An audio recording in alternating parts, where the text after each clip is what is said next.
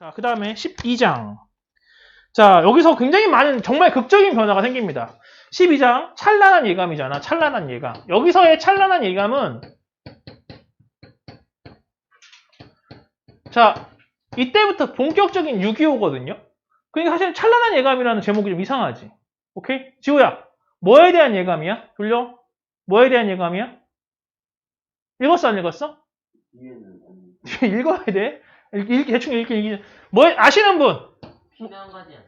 그러니까 왜 그러면 이게 반어법인가? 아닙니다. 안 읽었군요. 아무도 안 읽었군요. 민준. 자신이 소설가가 될 거라는 예감이에요. 맨 마지막에. 그러니까 이 제목, 이게 이 소설이 되게 생뚱맞은 게 되게 몇 군데 있거든요. 그쵸? 근데, 요게 맨 마지막에 다 도망가고 자기네들이 현저동에 자기네들은 오빠가 갇혀서 못 도망가잖아. 가다가 말잖아. 그러면서 이제 현저동이 약간 달동네였으니까 달동네 올라가서 아무도 없는 서울을 보면서 아, 내가 여기 남은 데는 이유가 있는 것 같아. 뭐야? 갑자기. 그쵸. 갑자기 여기 남은 이유는 있는 것 같아. 뭐야? 이거에 대한 글을 써서 사람들에게 우리가 실제로 어땠다라는 걸 알려야 하지 않을까? 라는 예감이 들었다는 거야. 그 뜻이야. 그죠? 그러니까 해석이 좋죠. 그렇죠. 괜히 소설가가 된 게 아닙니다. 뭔가 포장을 잘해. 그죠? 이게 찬란한 예감이었고요. 자, 근데 요건 제목은 용어고 실제 사건은 여러분들 아시죠? 굉장히 긴박하게 돌아갑니다. 우선 누가 죽어요? 작은 숙부가 죽습니다. 네. 그리고 작은 숙모도 죽을 뻔해요. 근데 여러분들 아시겠지만 작은 숙부와 작은 숙모가 실제로 공산당이나 이런 쪽에 되게 열심히 투쟁을 한 게 아니야. 작은 숙부와 작은 숙모는 그냥 어디에 있었어? 시내에 있었어. 시내에서 열심히 장사를 했었죠. 근데 그 자리가 너무 좋았어. 그래서 그 자리에 누가 온 거야? 북한군 장교가 거기에 터전을 잡은 거야. 자기가 너무 좋아서. 그리고 북한군 장교들이 거기 터전을 잡으니까 북한군 장교들한테 뭘 해줘야 돼? 밥을 해줘야 돼. 오케이? 그러니까 나중에 국군이 다시 돌아와서 딱 보니까 어때? 빨갱이 오브 빨갱이. 쓰레기 오브 쓰레기야. 왜?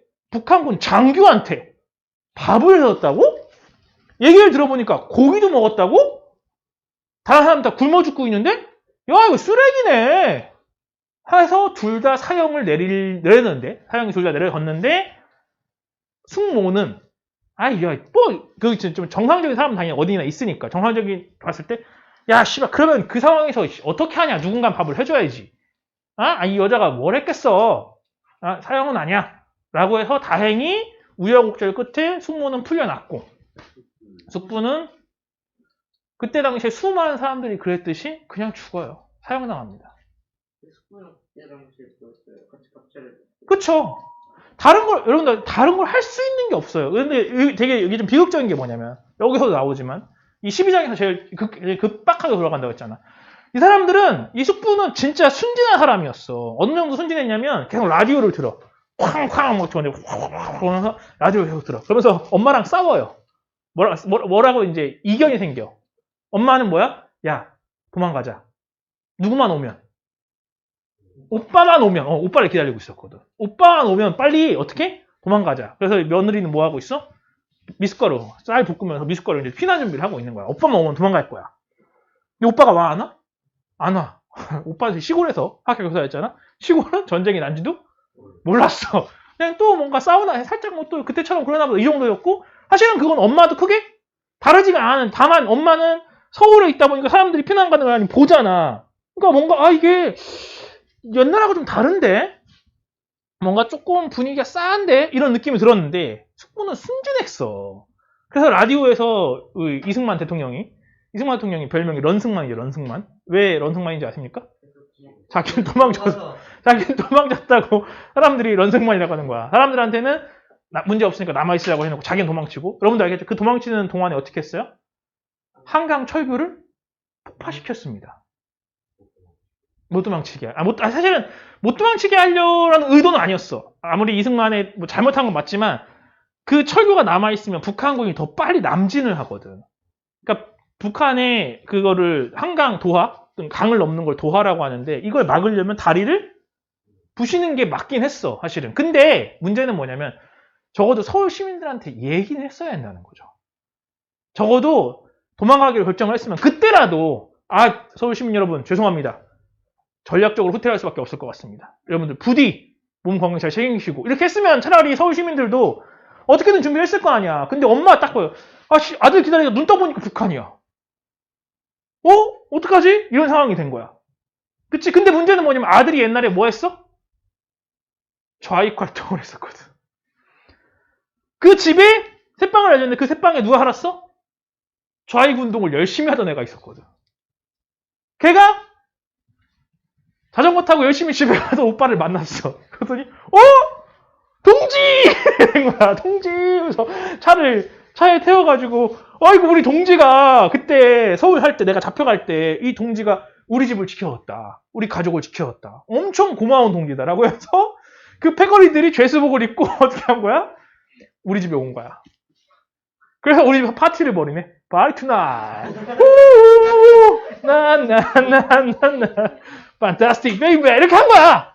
진짜로. 엄마는 어때? 됐다. 야 이거 나는 이거 진짜 싫었는데 결국 내가 우리 아들 한테 생겼다. 실제로 그런 일이 생긴 거죠. 그것 때문에 그 동네 사람들이 야 이 집안 뭐 있는 집안이구나. 이 집안 진짜 뭐야? 진성 빨갱이구나 라고 마을 사람들이 의심을 하게 됩니다.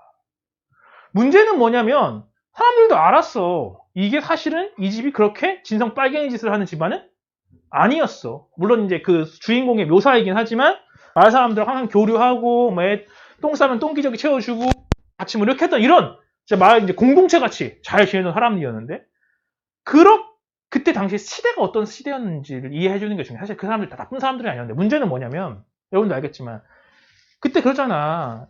야, 너 친일파지? 아니면 친일파 얘기해. 얘기하라고. 너 누구 알아? 너 친일파 빨리 일본하고 가까이 지냈던 애 빨리 아무나 얘기해. 이 새끼! 이렇게 하는 거야. 진짜로. 그치? 똑같아. 너 빨갱이지? 빨갱이지? 아니야? 너 빨갱이라고 서진이가 얘기했는데? 이서진이 빨갱이 얘기해봐 그럼. 이렇게 하는 거야. 진짜로. 이때는 훨씬 심했던 게 왜 심했냐면 자 우선은 차라리 처음에 북한이 내려갔을 때만 하더라도 자 이렇게 생각을 해봐. 북한이 서울로 쫙 갔어. 그랬는데 서진이가 뭐 했어? 오빠야. 오빠. 오케이? 예전에 좌익 활동을 한 경험이 있네? 그러니까 우리 입장에서 얘가 좋아 안 좋아? 좋죠. 어쨌든 우리 동지들을 지켜줬으니까. 아이고 고마워. 야 박수 이렇게 한 거야. 그쵸? 그래도 괜찮아. 문제는 다시 이제 국군이 올라왔을 때야. 그대로 남아있어. 그지? 그러면 이제 생각이 드는 거야. 그대로 남아있네?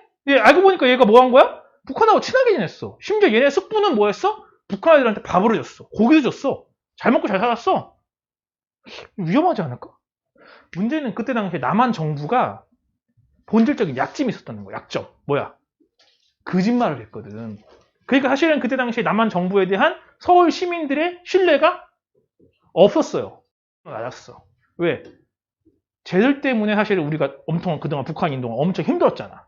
우리 차라리 피난을 갔으면 좋았을 거라고 생각을 했을 거란 말이야. 서울 시민들은 남한 정부에 대한 신뢰가 별로 없었어. 그러니까 남한 정부에 대해 비판적인 얘기를 하는 사람들이 많으면 위험하지. 그래서 그때부터 철저하게 단속을 하기 시작합니다. 북한하고 관련이 있을 것 같은 사람들, 북한을 찬양하는 사람들, 남한 정부를 비판하는 목소리를 내는 사람들을 최대한 색출을 해서 그 사람들을 다 죽이기 시작해요. 심지어 여기서 이게 되게 중요해.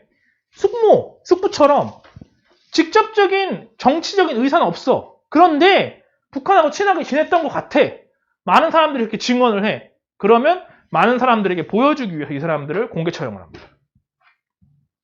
이게 남한 정부의 최대의 실수야. 이 사건이 언제까지 계속되냐? 1980년대까지 계속됩니다. 민청학년 살해사건이나 보도연맹 살해사건 한 번쯤은 들어봤을 수 있는데 제주도 4.3 학살사건, 우리에게 가장 유명한 5.18 광주 민주화 운동을 간첩의 소행이라고 얘기하는 것도 같은 맥락이에요. 남한 정부에 대한 비판적인 여론을 지우기 위해서 이것들 다 빨갱이 새끼들이야! 라고 하면서 정상적인 권리를 찾기 위한 운동을 다 간첩행위로 왜곡시켜버리는 그 사건들이 이때부터 계속 80년대까지 진행이 된다고 보시면 됩니다. 그게 정상화가 된 게 얼마 안 돼요. 여러분들 태어났을 때쯤부터 이거는 민주화 운동으로 봐야 되는 거지 이거를 간첩 사건으로 보는 건 좀 아닌 것 같아. 무슨 얘기냐? 그때 당시에 광주에 간첩이 한 명도 없었다? 이런 얘기가 아니라 그때 당시에 광주에서 시위를 하고 전두환 정권에 대해 비판했던 사람들을 다 간첩으로 보는 건 말이 안 된다. 라는 이야기를 그때부터 하기 시작. 여러분들 태어났을 때 즈음부터 시작을 하게 돼요. 진짜 얼마 안 된 거야. 이런 것들을 제대로 조명하게 된 게. 이해했죠? 그래서 12장이 정말 중요해요. 뭐냐? 우리가 알고 있던 수많은 것들은 뭐 간첩이라든가 이적행위 이런 것들은 사실은 진실이 아니고 누군가에 의해서 조작되어 있는 사건일 수가 있겠더라. 물론 그것도 있어. 근데 왜 그러면 그들은 그런 사건을 조작했을까? 이것도 생각을 해봐야 돼. 당시에 사회를 뭐 하기 위해서? 안정시키기 위해서 불가피하게 희생양이 필요했던 것도 사실이에요. 정우가 근데 이제 문제는 뭐냐면 정우가 자발적으로 희생을 했으면 차라리 상관없는데 그게 아니라 내가 나를 보호하기 위해서 정우를 일방적으로 간첩으로 만들었다는 게 이게 제일 큰 문제라는 거죠. 그러면 나중에라도 사실은 정우가 그게 아니었어요라고 얘기를 해줘서 정우의 명예를 회복시켜줬으면 좋았을 텐데 그게 안 됐다는 거야. 심지어 여전히 안 되고 있어요. 이해했죠? 그게 12장의 가장 중요한 사건이며 시대적 배경이고 이 작품에 대한 이해입니다. 이 작품을 왜 배우냐? 12장 때 배우는 거라고 생각합니다. 사실은. 앞의 내용은 그냥 흔한 뭐 옛날 이야기야. 그냥 뭐 옛날 행복했고 좋았고 옛날 이런 게 있었어요. 이 정도고. 여러분들이 이 사건을 통해 한국사를 배워야 한다면 바로 12장을 배우시면 됩니다. 12장만 아시면 우리 근현대사의 가장 근을 알겠죠? 한국사에 있어서 가장 좀 치명적인 사건들을 바로 이 12장을 통해서 알 수 있을 것 같다 정도로 보시면 될 것 같아요. 알겠죠? 그래서 맨 마지막에 국군의 서울 탈환 후 여기서부터 제일 중요해. 국군의 서울 탈환 후 우후죽순으로 생기는 반공, 공은 공산당이야. 공산당에 반대하는 단체들과 도강파가 이제 강을 넘어갔다는 뜻이거든. 그러니까 강을 넘어서 후퇴했던 사람들은 강을 넘어가지 않은 사람들에 대해서 공격하기 시작해요. 이들 다 빨갱이지 이런 식으로 되는 거야. 근데 아까도 얘기했죠. 문제는 이 사람들이 정말 북한을 좋아해 남아있던 게 아니었잖아. 그치? 근데 그걸 알면서도 이 사람들은 자신들의 권리를 주장하고 자신들의 권리를 찾기 위해서 누군가를 적으로 만들고 누군가를 부정한 사람으로 만들면서 자신들의 권리를 찾았다고 하는 거죠. 이게 사실은 되게 비극이에요. 이때 당시에. 그래서 그들로 인해 인간 이하의 취급을 받게 된 가족들이고 심지어 둘째 숙부는 사실은 이 소설에서는 실제로 잘못한 일이 없음에도 불구하고 처형을 당했고요. 다행히 이러한 아까 얘기했지만 정상적인 사람들은 있었고 이때 당시에 이게 어쩔 수 없었다는 걸 알고 있었던 사람들에 의해서 나하고 오빠는 시민증이나 도민증 같은 것들을 받아서 어느 정도 조금 최소한의 권리는 찾긴 했지만 오빠는 의용군에 끌려갔었어요. 북한 군대에 끌려갔다가 거기서 당연히 적응을 못했겠지. 오빠같이 심약한 사람은. 그래서 피해망상증 환자가 돼서 예전에 그 명석하고 굉장히 존경할 만한 오빠는 온데간다 없어지고 계속 발작적 증세를 일으키면서 약간 PTSD라고 하죠. 그런 거를 겪게 되는 피해망상증 환자가 됐습니다. 그래서 오빠의 사고로 제대로 피난을 가지 못하고 현저동에 머물면서 다시 이제 일사후퇴, 다시 이제 북한이 한 번 더 내려오거든요. 요거를 이제 보면서 아씨 어떡하지 망했네 이게 아니라 야 요걸 내가 기록으로 남겨야겠다. 그래서 사실 우리가 얼마나 힘든 역사를 살고 있었는지에 대해서 기록으로 남겨야겠다는 생각을 하면서 이 소설이 마무리가 됩니다. 시대적 비극을 겪어낸 사람으로서 이걸 글로써 남기고자 하는 다짐 그리고 혼란한 시대가 사람들을 어떻게 얼마나 힘들게 하는지에 대한 기록이 바로 이 12장에 대한 내용입니다. 나는 그때 죽었어요. 아니요. 이 소설을 당연히 이게 보면 알겠지만 중간중간에 회고예요. 내가 여기 11장인가에 나오죠. 엄마가 나중에 인터뷰를 했었는데 이런 얘기가 나오거든. 나중에 성인이 돼서. 이 사람이 지금은 돌아가셨어요. 근데 이분이 90몇 년까지 사셨어요. 몇 년생? 네? 몇 년생? 몇 년생이냐고요? 한 30년 네, 한 30년, 40년 정도 일제강점기에 태어나신 분이에요. 이런 분, 그러니까 여러분들 할머니, 할아버지도 아마 30년생이신 분들이 꽤 있으실 거야. 아니려나? 아닌가? 좀 나이 많으신 할머니, 할아버지나 그러시겠구나. 그치. 왜냐면은 선생님 아버지도 그 정도까지는 안 되니까, 그렇겠다. 90살 정도. 맞아요. 90살, 100세, 맞아요. 90살, 80살 정도 되신 분들. 맞아요. 그런 분들은 비슷한 시기를 살았다고 보시면 될 것 같아요. 여러분들, 그래서 어쨌든 이런 내용이 다 알겠죠? 자, 그래서 여기 하나 더 있어요. 시간이 다 됐으니까. 보통은 대부분의 이 교과서는 앞에 부분만 실려요. 알겠죠? 어쨌든 뒷부분에 대한 그거는 한번 줄 텐데 집에 가서 한번 이 문제 풀어보시고요. 알겠죠? 그리고 나서 이거 수행평가 언제야? 국어 수행평가?